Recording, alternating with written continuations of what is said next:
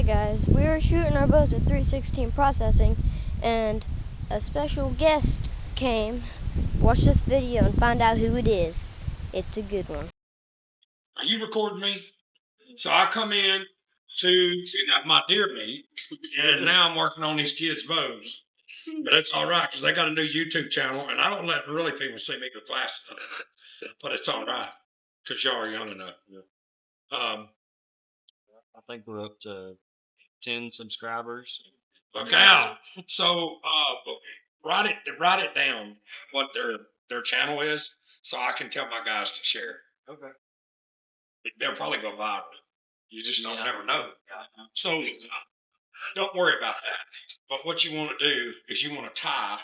You want to burn that all and get rid of that. I just can't believe it. People knowing that's a kid's bow. If you tie the peep, you can never turn it. And with a single cam or even a dual cam like this, short draw, there's not enough pressure on the string, and it's always going to move. It's not enough pressure to stretch the string. See, I'm not even going to charge you this. He just cut my hair, and so what you want to do, make sure shoot that if it gets a little this way or that way, always keep that D loop perfectly straight. See how it's turned right there? You can fix that by tying it, like I told you. Yeah. See, you want the D loop in line. See how I got the D loop in line with the peep? That way, when he pulls it back, it's always going to be straight. Mm. And it should not be that loose. So what it should be is that's too long of a D loop. It needs to be cut about 1/16, and you need to stretch it to length. So it's grabbing hold of the string right there. It's not grabbing. The more he shoots it, the more it's just going to keep rotating and rotating and rotating. So I can bring sometime, or Hunter, I can send Hunter with some tie string. That way you have it. And I'll, just like I say, double it, go around the string, put the tag in through the loop, pull it tight, separate the two, and just start tying granny knots. And that's all you got to do. Everybody wants you to believe that you got to serve it, and you don't need to do it. I've not done that in 25 years. I learned that when I was pretty young from Ralph Roncerillo. They owned a bow shop. I saw him tie a peep, and I'm like, how do you tie that like that? Like it's that fast? And he just said, double it like that, and that's all I do. So if you want it permanent, you tie it on top, you take each tag in, go through here, through the hole 3 times, through the hole 3 times on that side, and then tie granny knot on the bottom. So everything is tied like that. It cannot move. Yeah. It can never come out. But no, they do not need that peep tied. Yeah.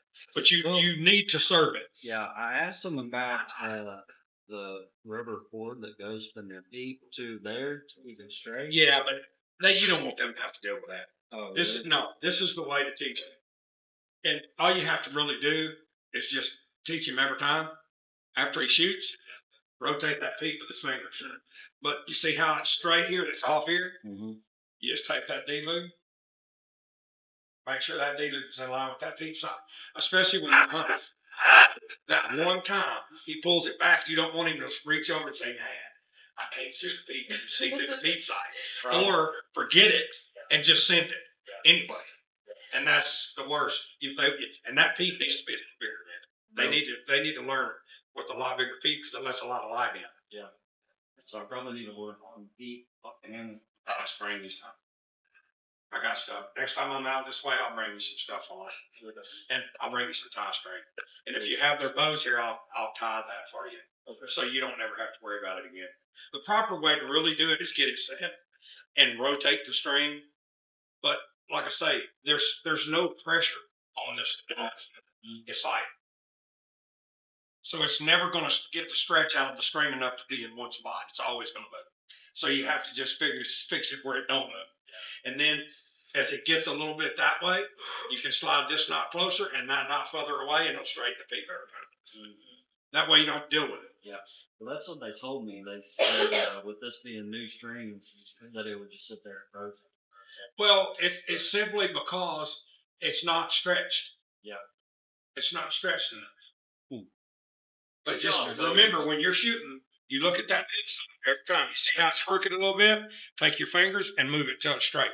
See how I straightened it? Before you shoot it, and it'll be straight. We thought we was gonna make a little money off Pigman. Yeah, I'm already broke on this deal. But it don't matter for them. I don't care. Whatever. I'll bring a bigger one. That's just high strength. And physically show you how. So I come out here to 316. I'm right outside of Sallisaw, Oklahoma. This is a deer processing and custom processing location. I know these guys. He actually just cut my hair. And so I ran into these two little boys, and they needed some peep sight assistance, and we got them straightened out. This one's going elk hunt, so their YouTube channel is Mullins Outside. I'm going to tag them and attach them to old Pigman, and we're about to make these two boys famous. Y'all ready to pimp something? Yeah. That's what I'm talking about. What about you? Yeah. Look at that skint nose. Too much snow and ice.